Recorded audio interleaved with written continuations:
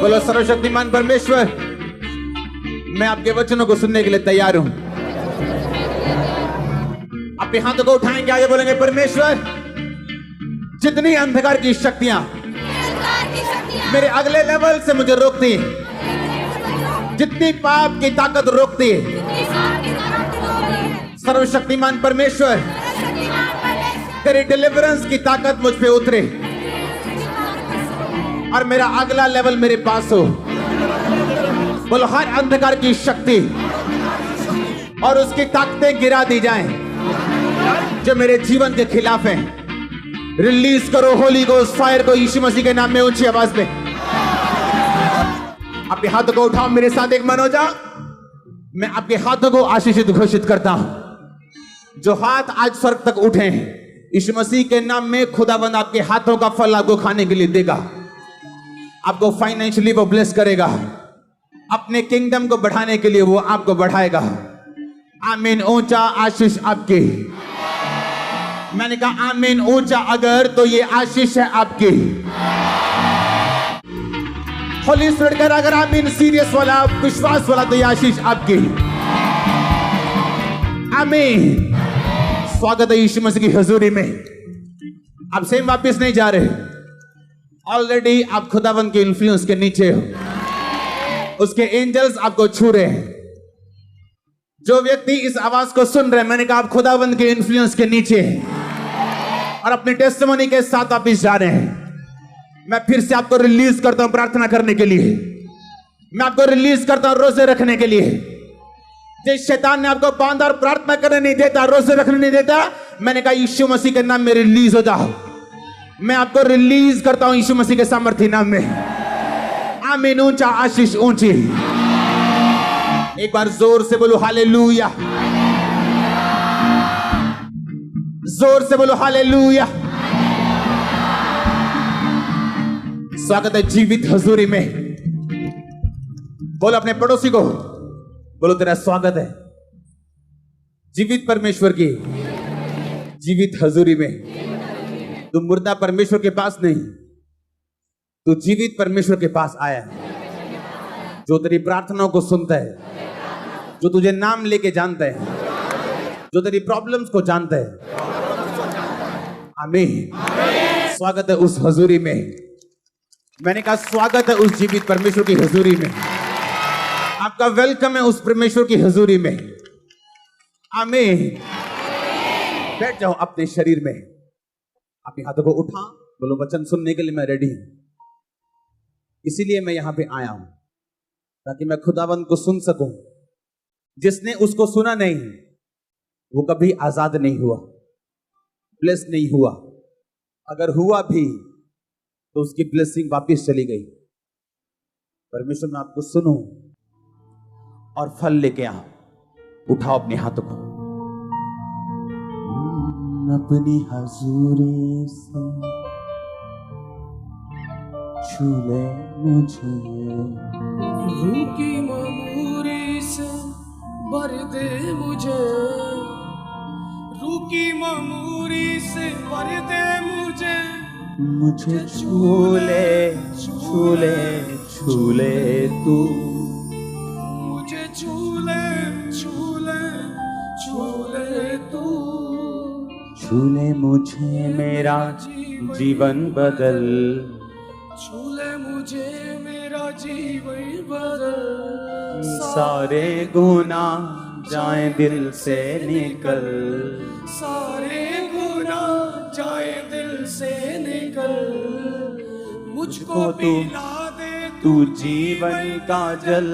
मुझे छू ले, छू ले, छू ले तू, मुझे छू ले, छू ले, छू ले तू।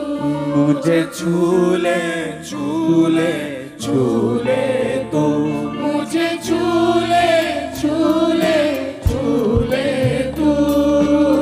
छू ले मुझे मेरा जीवन बदल, छू ले मुझे मेरा जीवन बदल। सारे गुनाह जाए दिल से निकल, सारे गुनाह जाए दिल से निकल। सब कली से गाए। सारे सारे गुनाह जाए दिल से निकल। मुझको पिला दे तू जीवन का जल, मुझे झूले झूले झूले तू, मुझे झूले झूले झूले तू, मुझे झूले झूले झूले तू, मुझे झूले झूले झूले तू। अपने हाथों को उठा, जितना वचन आज मैं सुनूं 100 गुना फल लेके आऊं। थैंक यू जीसस बोलते हुए अपने हाथों को हिलाते हुए। तेरे वचन हृदय में भरूं, तेरे वचन हृदय में भरूं, जो तू ना चाहे मैं वो ना करूं, जो तू ना चाहे मैं वो ना करूं। जब तक है सांसें मैं तुझसे डरूं, मुझे झूले झूले झूले तू, मुझे झूले झूले झूले तू, मुझे झूले झूले झूले तू। मुझे झूले झूले झूले तू। अपनी हजूरी से मेरे खुदा, अपनी हजूरी से मेरे खुदा, रूह की मामूरी से मेरे खुदा, रूह की मामूरी से मेरे। अपने हाथों को उठाओ। Thank you Jesus. ऊंची आवाज में हिला के अपने हाथों को वर्शिप करते हुए अपने दिल से, रूह से।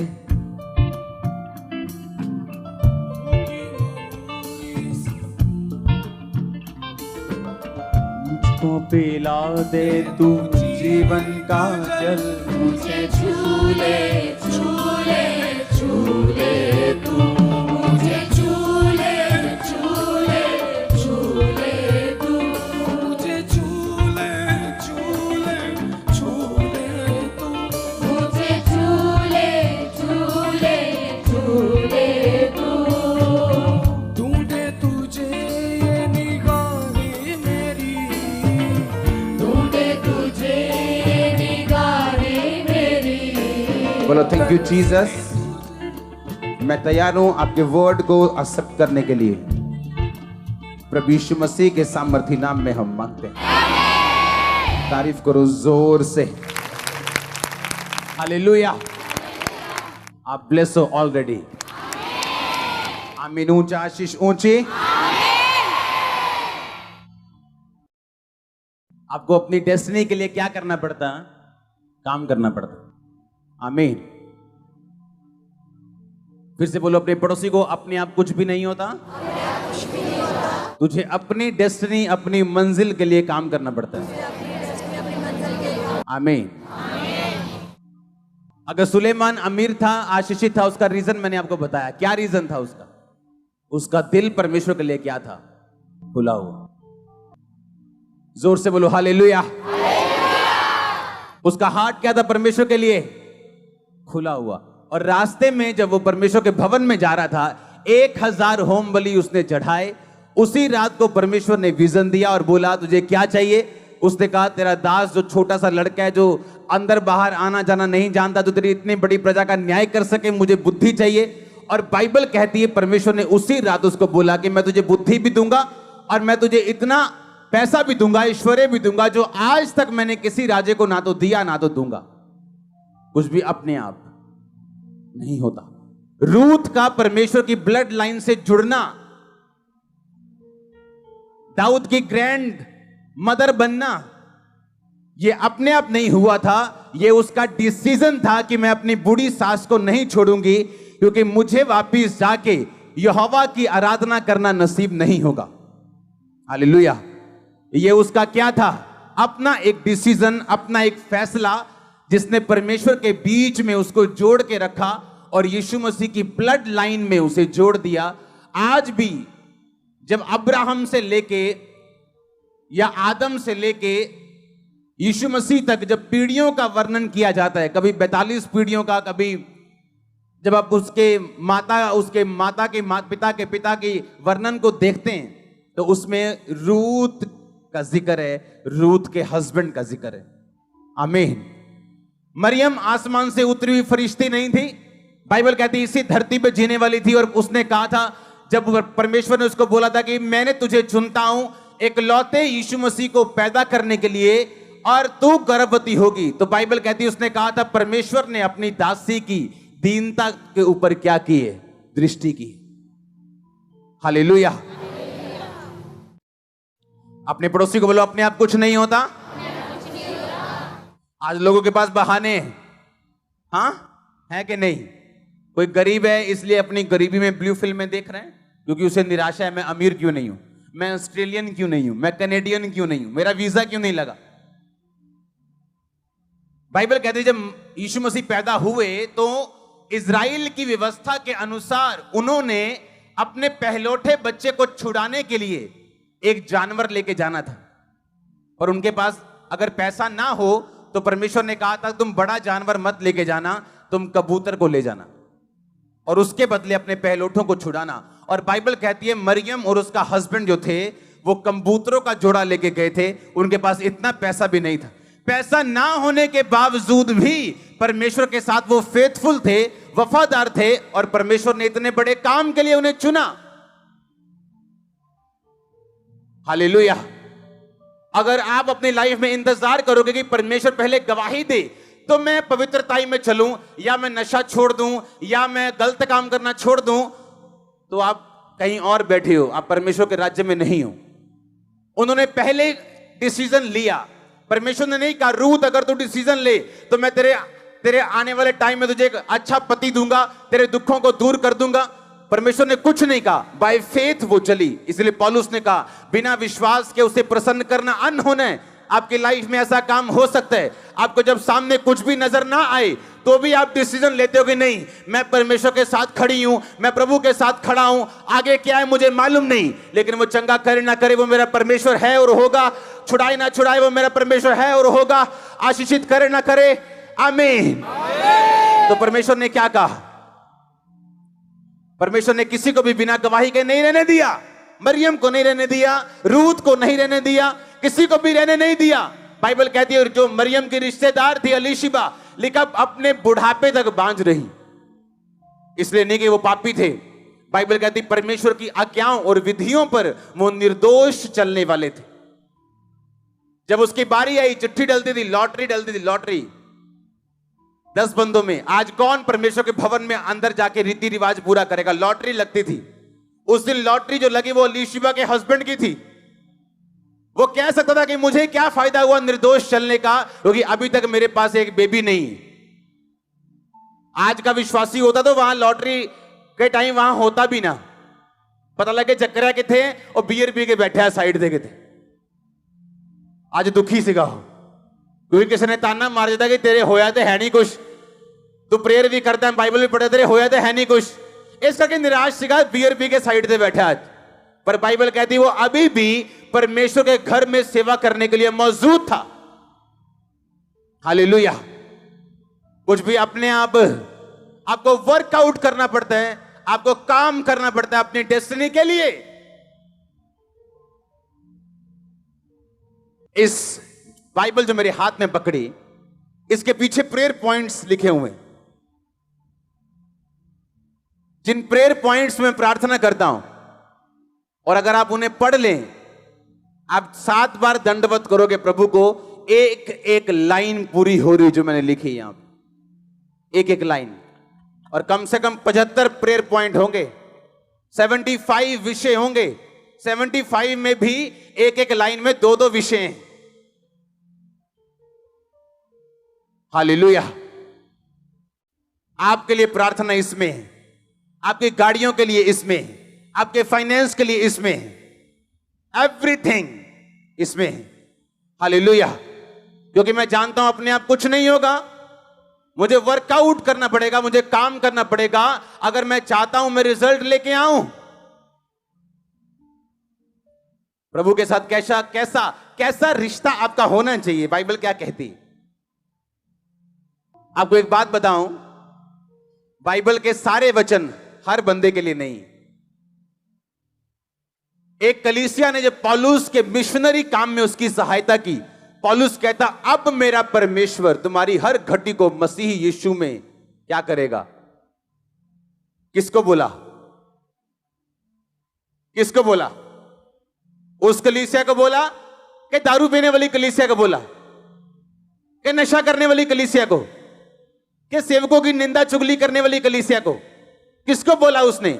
जब एक कलीसिया ने उसकी मदद की मिशनरी कामों के लिए, तो पौलुस कहता अब मेरा परमेश्वर तुम्हारी हर घटी को मसीह में महिमा सहित पूरा करेगा। एक वचन जब हम पढ़ते हैं भजन संहिता 91 जो आपने बहुत बार पढ़ा होगा, उसमें लिखा हे यहोवा तू मेरा शरण स्थान ठहरा है। 9 आयत, तूने जो परम प्रधान को अपना धाम मान लिया है, इसलिए कोई विपत्ति तुझ पर ना पड़ेगी, ना कोई दुख तेरे डेरे के निकट आएगा। हालेलुया। अपने पड़ोसी को बोलो तूने जो परम प्रधान को अगर अपना धाम मान लिया है। आमीन। इंग्लिश में लिखा हैबिटेशन। धाम का मतलब इंग्लिश में हैबिटेशन, और इब्रानी भाषा 4583 शब्द से यह हैबिटेशन शब्द लिया गया, जिसका मतलब है माओन। माओन निकला 5772 नामक शब्द से, जिसका मतलब है, हम पढ़ेंगे, ओना। ओना का मतलब dwelling together, duty of marriage. जैसे हस्बैंड और वाइफ इकट्ठा रहते हैं, उस शब्द के लिए, उस काम के लिए जो शब्द यूज किया जाता है उसको बोलते हैं ओना। परमेश्वर कहता तूने जो परम प्रधान को अपना ओना मान लिया है। क्या मान लिया है? मतलब धाम। धाम मतलब अब आप समझेंगे, धाम बताने कोई तीर्थ स्थान होगा चौड़ा सा, उसको धाम बोलते हैं। धाम यानी इब्रानी भाषा से लिया गया, जिसका मतलब दोबारा देखेंगे हम, ओना। ओना शब्द तब यूज किया जाता है जब हस्बैंड और वाइफ इकट्ठे रहते हैं। ओना शब्द का मतलब ड्यूटी ऑफ मैरिज, इकट्ठे रहना। आपके बेस्ट फ्रेंड से आपकी लड़ाई हो जाए, आप 10 दिन उससे दूर रह सकते हो। हां, रह सकते हो कि नहीं? पर अपने हस्बैंड से नहीं रह सकते। घर थोड़ी छोड़ जाओगे। वाइफ से तो नहीं रह सकते, घर थोड़ी छोड़ जाओगे। हाँ या ना? कितने मेरी बात को समझ रहे हैं? जिस बात से आपके दोस्त के साथ आपका रिश्ता बिगड़ सकता है, पर आप अपनी फैमिली में वो रिश्ता नहीं बिगाड़ते हो। समझ रहे हो कि नहीं? हां, परमेश्वर कहता है तूने जो अपना रियल फैमिली मुझे मान लिया है। जैसे हस्बैंड और वाइफ इकट्ठा रहते हैं, अगर तू मेरे साथ इकट्ठा रहे तो कहता कोई विपत्ति तुझ पर ना पड़ेगी, ना कोई दुख तेरे डेरे के निकट आएगा। अगर आप इसको पढ़ो तो परमेश्वर ने कहा इंग्लिश में कोई प्लेग, इब्रानी भाषा में अगर आप उसे पढ़ो तो उसमें लिखा कोई ब्लो, यानी ब्लो जब किसी के फेस पे जोर से मारते हैं या किसी के सिर पे जोर से वार करते और ब्लो कर देते, खत्म कर देते हैं, उसको मिट्टी कर देते हैं, उसको बेहोश कर देते हैं। परमेश्वर ने कहा अगर मैं तेरा पति हूं और तू पत्नी की तरह मेरे साथ रहे तो तेरी लाइफ में ऐसा कुछ नहीं होगा जो ब्लो करे और तू गिर जाए। ऐसा कैंसर कभी ना आएगा, ऐसी एड्स कभी ना आएगी। और आपका आमीन छोटा है चर्च। इसलिए मैंने कहा आपकी सेवा जितनी उम्र जी बढ़ती जाए, क्योंकि वरदान सेवा बढ़ाते हैं।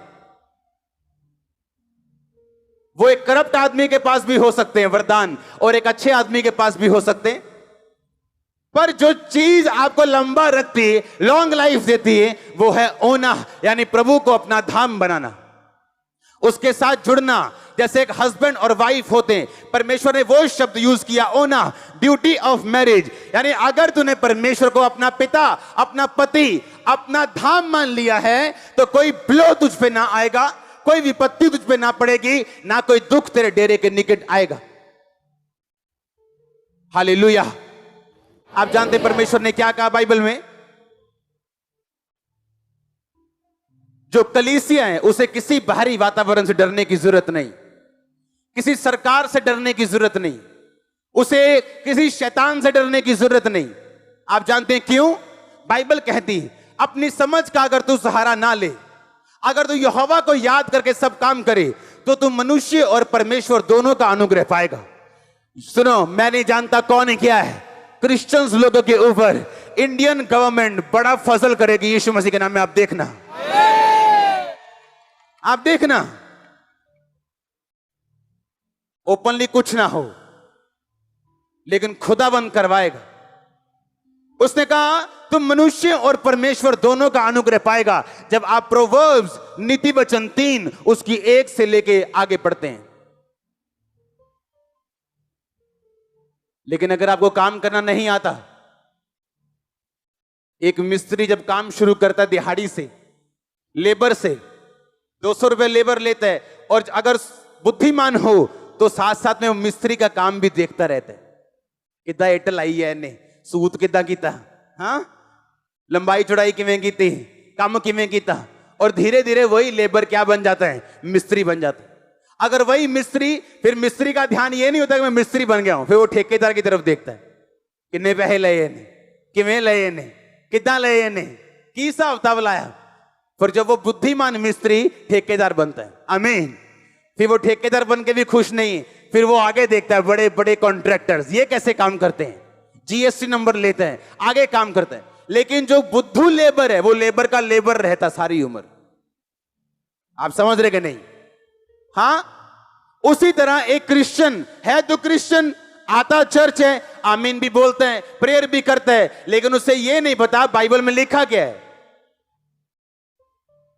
मैंने क्रिश्चियन लोगों को घटनाओं का शिकार होते देखा, ब्लो होते देखा, क्योंकि आपको इसके खिलाफ प्रार्थना करनी पड़ती है अगर आप चाहते हो कि ये चीजें आपके साथ ना घटें। एक सेवा में बंदा, अच्छा बंदा, पवित्रताई में बंदा, एक हॉस्पिटल में काम करता था जहां किडनी पेशेंट आते थे। बोलता था पता क्या, कहता यार मेरे को किडनी पेशेंट देख नहीं होते डायलिसिस वाले, रब्बा जो मर्जी हो जाए किडनी का रोग ना मैनू लाई। उसको किडनी का ही रोग हुआ, दोनों किडनियां फेल हो गई, अच्छे बंदे की। क्यों? शैतान डर को सूंघता है।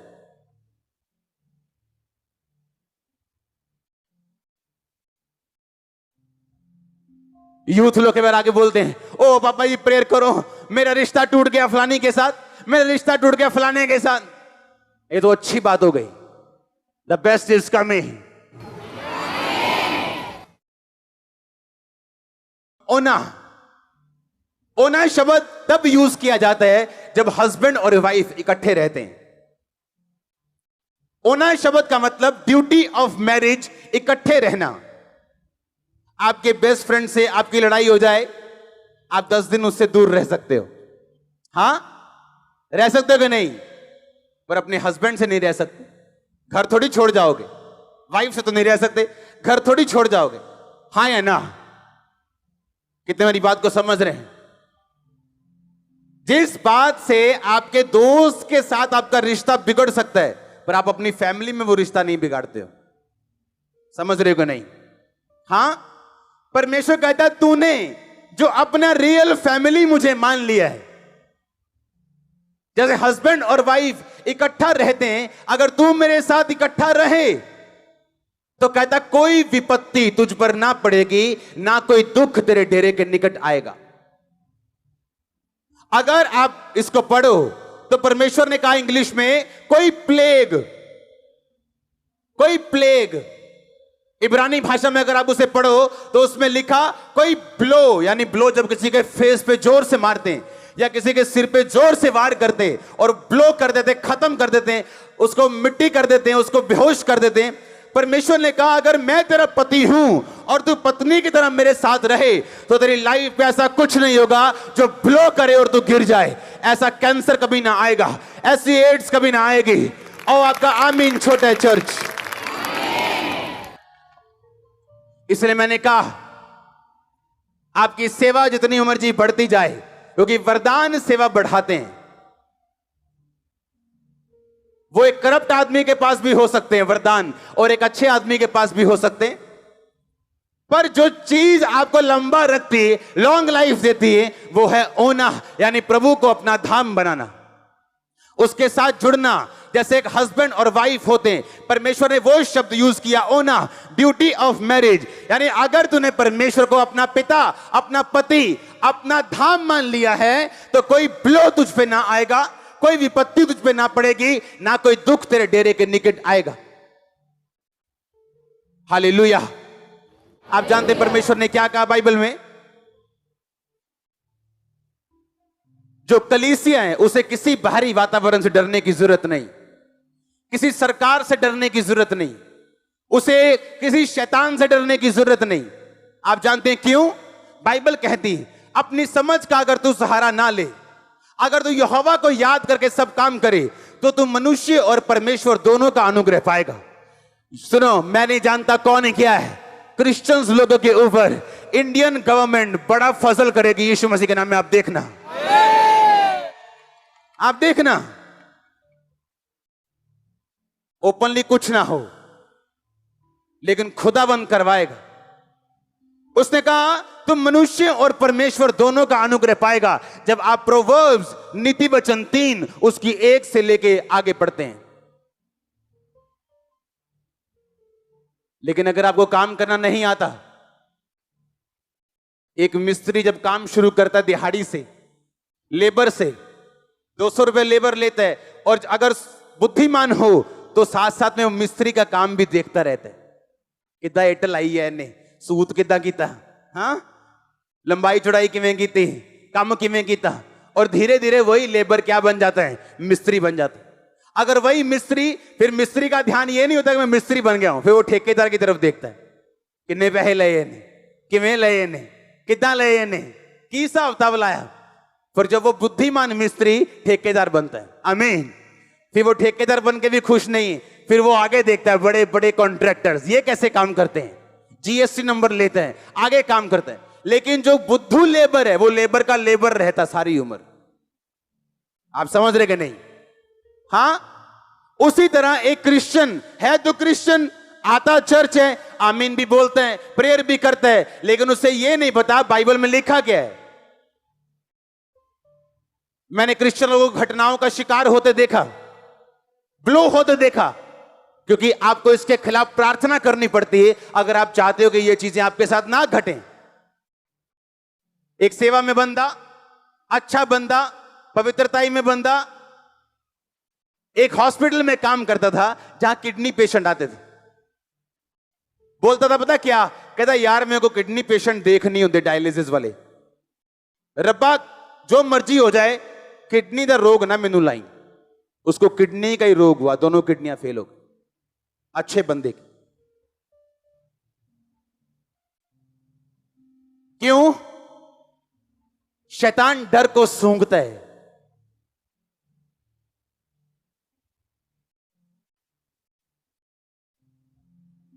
यूथ लोग के बारे आगे बोलते हैं, ओ पापा जी प्रेयर करो, मेरा रिश्ता टूट गया फलानी के साथ, मेरा रिश्ता टूट गया फलाने के साथ। ये तो अच्छी बात हो गई, द बेस्ट इज कमिंग। तेरी लाइफ से गुड गया है, बेटर आने वाला, बेटर जाएगा तो बेस्ट आने वाला है, हाँ या ना? क्योंकि आप वचन को अपने लिए कैसे काम करने के लिए मोड़ना है आप जानते हो, पर अगर आप कुछ नहीं जानते आप रोओगे, आप चिल्लाओगे। इसलिए परमेश्वर ने कहा धर्मी विपत्ति में पड़ेगा पर पड़ा नहीं रहेगा, यहोवा उसको विपत्ति से छुड़ाएगा। क्योंकि धर्मी को पता है प्रार्थना कैसे करनी, दुहाई कैसे देनी। धर्मी चुप करके बैठा रहेगा तो शैतान आएगा, थप्पड़ मार के चला जाएगा, धर्मी कुछ नहीं होगा, परमेश्वर भी कुछ नहीं बोलेगा। क्योंकि आपको काम करना है जहां आप जाना चाहते हो। जिन चीजों के खिलाफ जो नफरत है, जिन बीमारियों से आपको डर से, आपको उसके खिलाफ आपको प्रार्थना करनी, आग फेंकनी, और वो भागती नजर आएगी, दौड़ती नजर आएगी। आपके बच्चे कभी आपसे अलग ना होंगे, उनको नशा कभी अलग ना करने पाएगा, शैतान उनको कभी अलग ना करने पाएगा, आपका बिजनेस कभी फेल ना होगा, फेलियर कभी ना कहलाएंगे। मैं नहीं जानता मैं किससे बात कर रहा, लेकिन होली स्पिरिट आपसे कह रहे हैं आप फेलियर ना होंगे यीशु मसीह के सामर्थ्य नाम में। मैंने कहा फेलियर ना होंगे, आप फेलियर ना होंगे, आप फेलियर ना होंगे। होली स्पिरिट कहता तुम फेलियर ना होगी, अपने घर में, अपनी फैमिली में, अपने बिजनेस में तुम फेलियर ना होगे यीशु मसीह के नाम में। हालेलुया। लेकिन आपको काम करना पड़ता है। आमीन, आमीन। जिस टाइम आप सोते हो, कौन से टाइम सोते हो? 10 बजे, 12? फेसबुक का जमाना है आजकल, हाँ? तो 12 हो गए, पहले 10-11 होते थे। जिस टाइम आप सोते हो उस टाइम मैं जागता हूं। मैं सुबह सोता हूं 8 बजे, पता नहीं पिछले कितने दिनों से। मुझे एक बात मालूम है, अपने आप कुछ भी नहीं होगा, नहीं होगा, अपने आप कुछ नहीं होगा। आपको उस काम के लिए प्रार्थना करनी होगी, आपको बोना होगा, आपको चलना होगा, फेथ दिखाना होगा, आपको स्ट्रांग रहना होगा परमेश्वर में। आदतें छोड़नी होंगी जो खुदा को पसंद नहीं। हालेलुया। ताकि आप आगे बढ़ सकें। शैतान को नफरत है आपके अगले लेवल से, नफरत है उसको फेसबुक देनी पड़े, उसको व्यभिचार देना पड़े, उसको चोरी देनी पड़े, वो कुछ भी देगा आपको प्रार्थना से रोकने के लिए। क्योंकि एक बार करप्शन दाखिल हुई, प्रेयर फिनिश हो गई। आप करोगे, आपको मालूम है खुदावंद सुन नहीं रहा मेरी।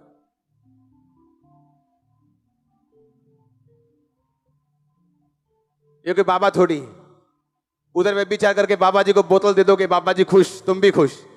परमेश्वर बाबा नहीं। अगले लेवल पे आपको जाना है। आप जानते एक बात, आपकी फैमिली की कई लोग सेव हो जाएंगे, मुक्ति पा जाएंगे, बपतिस्मा ले लेंगे जब आप अगले लेवल पे जाओगे। आपको मालूम है क्या? मालूम है? नहीं मालूम। कुछ फैमिली मेंबर्स आपके ऐसे हैं, आप उनको यीशु मसीह भी बन के दिखा दोगे, वो आपकी बिलीव नहीं करेंगे। आप जब तक वो खुदा का एक जबरदस्त हाथ आशीषों वाला आपकी लाइफ पे नहीं देखेंगे। आपको मालूम है? इसलिए परमेश्वर ने बाइबल में लिखा कि धर्मी अपने नाती और पोतों के लिए संपत्ति छोड़ जाता है।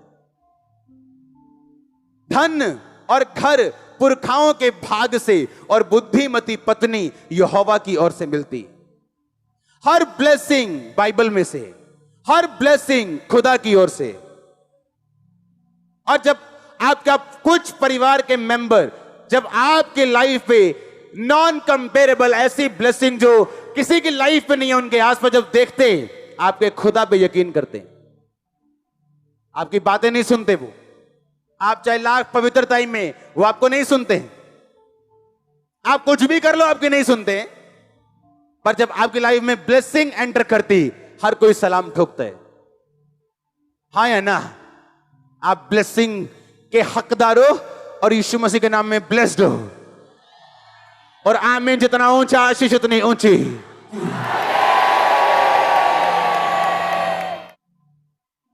हालेलुया। मैं आप में वो बीज डाल दूंगा कि आप बढ़ोगे। आपको मालूम होगा कुछ भी अपने आप नहीं। पौलुस कहता, पहला कुरिन्थियों 14 में कहता, सुनो मेरी बात, घर जाके पढ़ना। कहता, जो अन्य भाषा में बातें करता है वो अपनी ही उन्नति करता है। यूनानी भाषा में लिखा, उन्नति का मतलब शरीर, शारीरिक उन्नति, आत्मिक उन्नति और प्राण की उन्नति। शरीर यानी पैसे की उन्नति, बिजनेस की उन्नति, फैमिली की उन्नति, बीमारियों में फ्री हो रहे हैं, डिलीवरेंस हो रही, शरीर की उन्नति हो रही। आत्मा की उन्नति मतलब प्रभु के बारे में पता चल रहा है, खुदावंद की ओर पहचान हो रही, पाप पे फतह हो रही।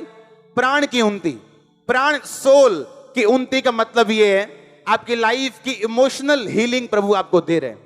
इमोशनल हीलिंग, जो इमोशनली बीमार होता है वो शारीरिक बीमार से भी ज्यादा खतरनाक बंदा है। एक 10 बंदों से रिजेक्ट किया गया एक इमोशनल व्यक्ति जब 11वें असली और सही बंदे के पास भी जाता है, वो तब भी अपनी रिलेशनशिप में स्ट्रगल करता है। लेकिन बाइबल कहती है अगर आप गैर भाषा बोले, आप शरीर की उन्नति, आत्मा की उन्नति और प्राण तीनों की उन्नति आप लेंगे। पर अगर मालूम ना हो, अगर सिर्फ यही मालूम हो कि गैर भाषा का मतलब चलो बस, अगर यही मालूम है तो यही मालूम। गैर भाषा का सिर्फ यही काम नहीं, सिर्फ तालियां बजवाना काम नहीं।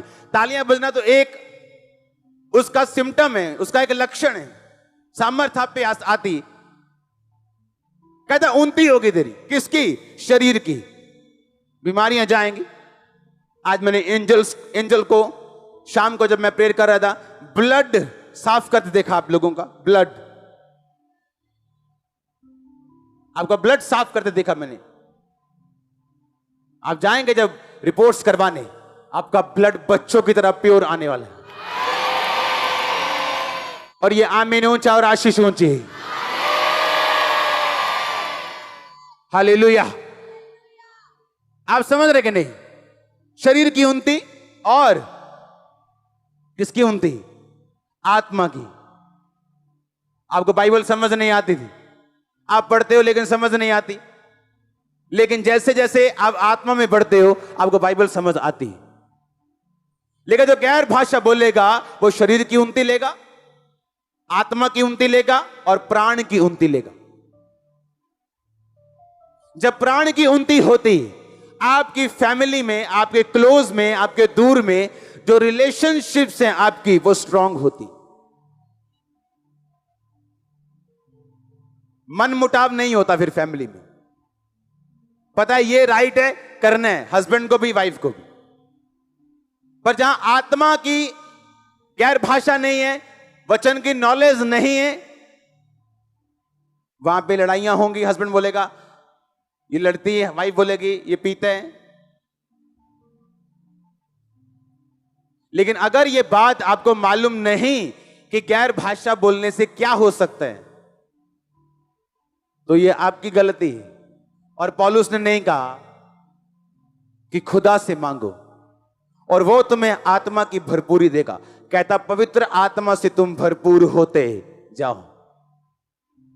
उसने ये नहीं कहा तुम मांगो, कहता होते जाओ। खोना कैसे? कहता स्पीकिंग टू योरसेल्फ, अपने आप से। कहता बात कर। जब तू अपने आप से बात करे तो बाइबल के बीच से बात कर। अपने सिम्टम्स नहीं देखने। हाय मेरी लत सोई जाती है, मम्मा जी करियो प्रेयर। मेरी भाई बोले क्या बोल रही तू? अगर तू मुंह से बोली जाएगी मेरी लत सुन, मेरी बांह सुन, तेनू खुदा भी तेरे सुनपन नू हटा नहीं सकता। जो गरीब है बोले मैं अमीर हूं, जिसकी टांग सुन है बोले उसके कोड़े खाने से। उसने सिम्टम नहीं देखना, उसने वो बोलना है जो बाइबल कहती है। मैंने क्रिश्चियन लोग देखे 40 साल तक प्रेयर लाइन में खड़े हैं, दुष्ट आत्मा नहीं जा रही। शेम आनी चाहिए, शर्म आनी चाहिए, शर्म। क्रिश्चियन बंदा दुष्ट आत्मा की डिलीवरेंस के लिए खड़ा है। आपके अंदर इतनी पावर है, आप अपने मुंह से शैतान को शर्मिंदा करके सारी उम्र बिना खेले शैतान पे फतेह पाके जी सकते हो, सिर्फ अपने मुंह से। प्रेयर की जरूरत नहीं, नहीं जरूरत। मेरे वर्ड्स लो, प्रेयर की जरूरत नहीं। बाइबल कहती है मैंने तुम्हें सांपों और बिच्छुओं को रौंदने का पूरा अधिकार दिया। किसी वस्तु से तुम्हें कुछ हानि नहीं होगी। लेकिन तुम कहते हो नहीं जी, शैतान था 40 साल तो मेरे पीछे, एक ही में जा सकता। मैं तो देना या गाटी पाई है पूरी, मैं तो जान ही नहीं देना इनू।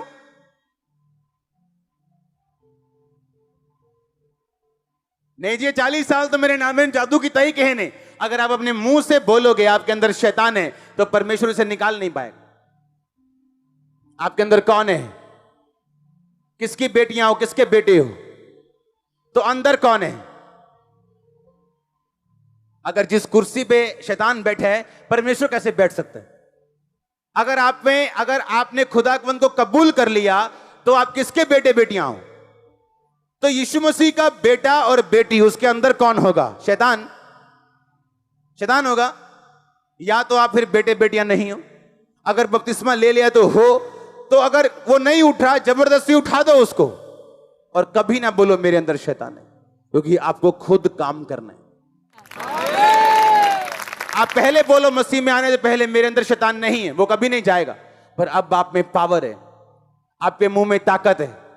काम करना कैसे आपको समझाया गया है, छुटकारा कैसे पाना आपको समझाया गया है।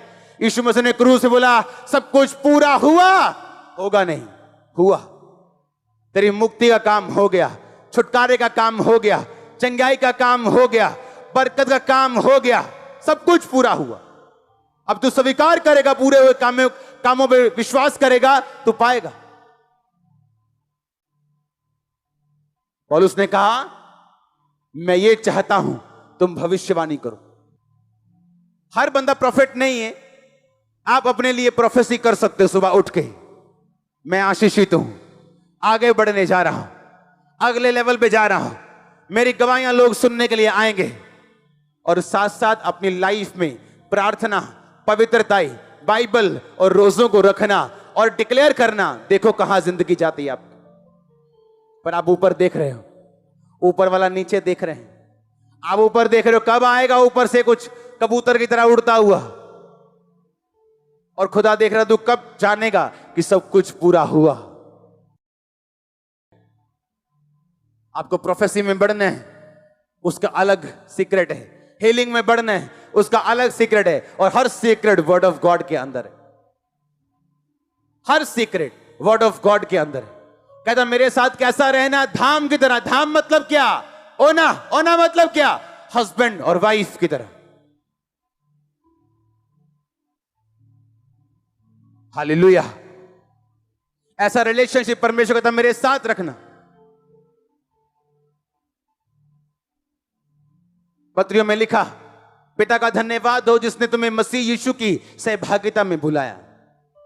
सहभागिता का मतलब भी यूनानी भाषा में है, जिस तरह हस्बैंड और वाइफ होते हैं, उसी सहभागिता में परमेश्वर ने तुझे अपने साथ बुलाया। इतनी क्लोजनेस, इतनी टुगेदरनेस तुम्हारी लाइफ में प्रभु के साथ होनी चाहिए, इसीलिए उसने तुम्हें अपने पास बुलाया। आपका हस्बैंड, आपकी वाइफ, आप एक्सेप्ट करोगे आपका हस्बैंड आपको छोड़ के किसी और के पास जाए? ग्रहण करोगे क्या? परमेश्वर आपका हस्बैंड है, वो भी नहीं चाहता व्यभिचार करे और किसी और के पास जाए। कहता वैसी सहभागिता कर तू मेरे साथ रखे, कोई ब्लो तेरे ऊपर नहीं आएगा, कोई प्लेग तेरे ऊपर नहीं आएगा।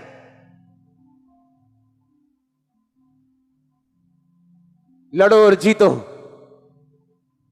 क्योंकि कुछ ब्लेसिंग्स ऐसी जो आपके परिवार के उद्धार का कारण बनेंगे। अगले लेवल पे जाने के लिए आपको अगले लेवल की तैयारी भी करनी पड़ेगी। आपका छोटा बच्चा जब नैपी डालता है, हाँ, आप खुश होते हो, मेरा बच्चा अच्छा है। हाँ, जब वो 3 साल का हो जाए, 4 का हो जाए, फिर 5 का हो जाए और फिर भी नैपी डाले, अच्छा लगेगा? अगर 18 साल का हो गया नैपी डाले तो क्या होगा? और बोले मम्मा नैपी उतारना जरा, पॉटी की है, क्या बोलोगे? थप्पड़ मारोगे? मारोगे कि नहीं?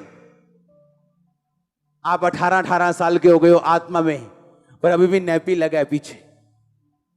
प्रेयर कितनी है? 15 मिनट। अच्छा, कितनी देर से चर्च जा रहे हो? 5 साल से। प्रेयर कितनी है? 15 मिनट। तुम उस बच्चे की तरह हो जो शरीर में जवान हो गया पर अभी भी नैपी लगा के बैठा, आत्मा में, दिमाग में जवान नहीं हो, मंद बुद्धि। आज कितने केस आए होंगे मंद बुद्धि? पूछो उनके माता पिता से, क्या अच्छा लगता है ये मंद बुद्धि रे? बोलेंगे नहीं, हम प्रार्थना करते हैं ये चंगा हो। क्यों? कोई माता पिता नहीं चाहता। कितने रोजे रखते हो तुम हफ्ते में? एक भी नहीं। तुम शरीर में तो बड़े हो गए हो पर दिमाग में अभी छोटे हो, आत्मा में इतने छोटे हो, अभी भी नैपी लगा है तुम्हारे पीछे। छोटा बच्चा जो नखरे करते हैं उसको मम्मी डैडी सहते हैं, जब बच्चा बड़ा होता है तो वो नखरे नहीं सहते। छोटा बच्चा जब पापा घर से निकलते बोलता है पापा वीडियो गेम ना लेके आए ना, तो देखना मार पड़ेगी। और जब बेटा बड़ा हो जाता है, बाप कहता अगर ये काम ना हुआ मेरे आधे तक तो मार पड़ेगी। हम क्या बोले? बाप बदल गया, पापा का प्यार चेंज हो गया? नो, पापा छोटे बच्चे से और तरह से बात करेंगे, लेकिन जब बच्चा बड़ा हो जाए उससे और तरह से करेंगे। आप बड़े हो चुके हो। आप जब मसीह में आए थे छोटे थे। अब खुदावन ऐसी मुसीबतों से आपको होकर गुजारेगा जानबूझ के, आपको बड़ा करने के लिए, आपको चेक करने के लिए, परखने के लिए, आपके विश्वास को टेस्ट करने के लिए। बड़े हो जाओ, बड़े हो जाओ, बड़े हो जाओ। अभी भी डर रहे हैं बपतिस्मा लेने से। चर्च में आते 5 साल हो गए, अभी भी डर रहे हैं फास्टिंग करने से। अरे अब तो डॉक्टर्स ने कहना शुरू कर दिया हफ्ते में 1 उपवास किया करो। अब तो डॉक्टर्स भी बाइबल की पावर को मानने लगे कि अगर 1 हफ्ते में उपवास करोगे तो लीवर अच्छा रहेगा। जब बाइबल कह रही उस पर यकीन करो। अब तो डॉक्टर भी कहने लग गए। हालेलुया। अपने पड़ोसी को बोलो काम कर, खुदा ने तुझे ताकत दी है, तू काम करेगा और फलवंत होगा। पौलुस कहता पवित्र आत्मा से भर, कहता गैर भाषा बोल, कहता भविष्यवाणी कर। जो चाहिए, अगर आज कान खुले, आंखें खुली, जो मैं कह रहा हूं उसे ध्यान से सुनना। जो चाहिए उसमें कदम रखो अगला यीशु मसीह के नाम में अपने आप। मैं नहीं जानता आप समझेगे नहीं। मैंने कहा जो चाहिए उस पे कदम रखो, अगला खुदा आपके साथ है।